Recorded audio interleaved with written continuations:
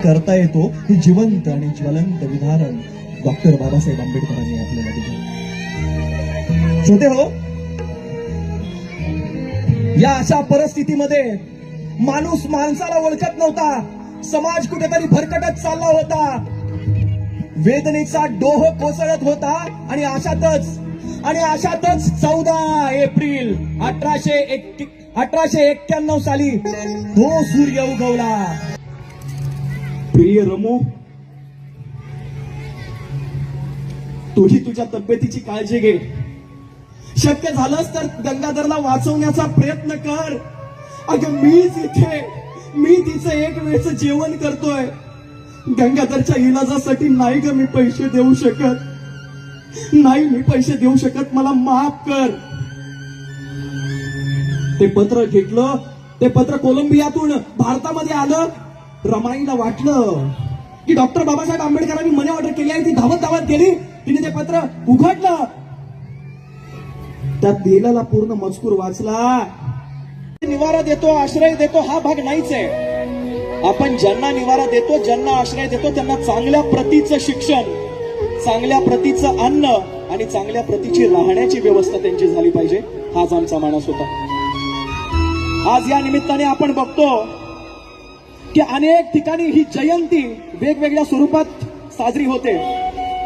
Doctor Babasaheb आंबेडकरांची जयंती ही नाचून साजरी झालीच पाहिजे. पण नाचून साजरी होत असताना ती वाचून सुद्धा साजरी झाली पाहिजे. ही गोष्ट आपण लक्षात घेतली पाहिजे. ही जयंती वाचून साजरी कशी झाली पाहिजे. आपण सष्ट दिवस कसं आपण चांगलं राहू ह्या प्रेरणेतून आपण पुढे गेलं पाहिजे. आज तुम्हा सर्वांना किंवा या मंडळाला का वाटलं असेल की बाबा त्या अंध कलाकारांना तुमच्या समोर सादर करावं.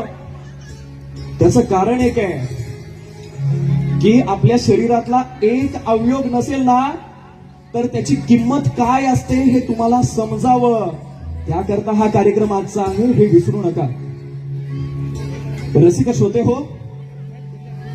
महामानव डॉक्टर बाबासाहेब आंबेडकरांचा संघर्ष हा फक्त त्यांचा संघर्ष नव्हता, तर इथे भारतामध्ये माझी रमाई शेणाच्या गौऱ्या थापायची. बॅरिस्टरांची ही रमाई. लोकांना असं वाटू नये की बाबा ही बॅरिस्टरांची बायको शेणाच्या गौऱ्या थापते. इथे आलेले सर्व उपासक उपासिका यांना विनंती आहे, हा कार्यक्रम आपण पूर्ण पाहावा. हा कार्यक्रम सर्वांपर्यंत पोहोचवावा. नवे तुमच्या माझ्यासाठी 4 कार्यक्रम मिळावेत म्हणून नव्हे, तर हा संदेश महामानवाचा प्रत्येकापर्यंत गेला पाहिजे. आपली अवस्था, आपल्या वेदना आपल्याला साधी ठेच वाटली तर झाला पाहिजे. एवढ्या सर्वोच्च कळसाला आपण जातो. माझ्या तरुणांना विनंती आहे, आपण व्यसन करता थोडस आपण आपल्या परिवाराकडे लक्ष द्या. दररोज काबाड कष्ट करणारी आपली आई नाही आणू शकत. त्यामुळे व्यसन करणार असेल तर व्यसन निश्चित करा. पण हे व्यसन करत असताना आपल्या आई वडिलांना समोर ठेवा की त्यांनी आपल्यासाठी काय कष्ट खाल्लेले आहेत, ते आपल्यासाठी किती झिजलेले आहेत. रस्त्याने जात असताना ज्याला 2 पाय नाहीत त्याच्याकडे बघा, तो आपला संघर्ष कसा करतोय. ज्याला 2 डोळे नाहीत त्याच्याकडे बघा, डोळे नसताना सुद्धा त्याची काय अवस्था होते. 10 पावलं चालायचं म्हटलं तरी सुद्धा डोळे झाकून आपण नाही चालू शकत. प्रत्येक अवयवाचं महत्व हे तेव्हाच कळतं जेव्हा तो अवयव आपला जातो. त्यामुळे या जयंतीच्या निमित्त आपल्या सर्वांना कळकळून विनंती आहे, आपला समाज सुधारला पाहिजे ना. मला असं वाटतं हा जग सुधारलं पाहिजे, पण हे जग सुधारायच्या आधी मी सुधारलं पाहिजे. ही संकल्पना आणि ही भावना इथून घेताना देऊन जा. कारण आपण सुधारलो तर हा समाज सुधरेल.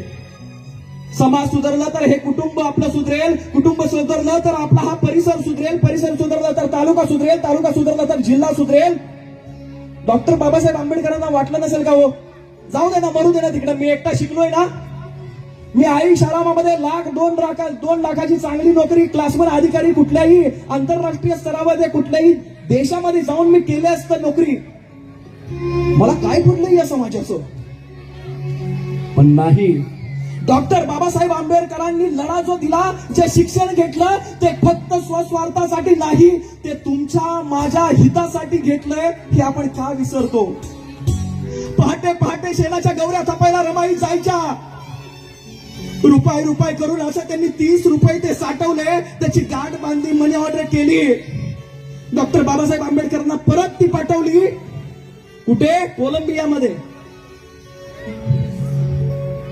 त्या लायब्ररीमध्ये ते मनी ऑर्डर आली. डॉक्टर बाबासाहेब आंबेडकरांनी ते उघडून बघितलं की माझ्यासाठी बाबा कोणी मनी ऑर्डर पाठवली आहे. त्यांनी ते पत्र फोडलं. त्यात रमाई म्हणतात, आपला गंगाधर गेला बर का,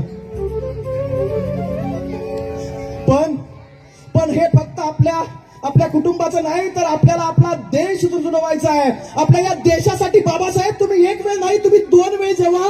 म्हणून जगाच्या पाठीवरची पहिली स्त्री ठरली, जिने शेणाच्या गौऱ्या थापून आपल्या या भारताला संविधान दिले.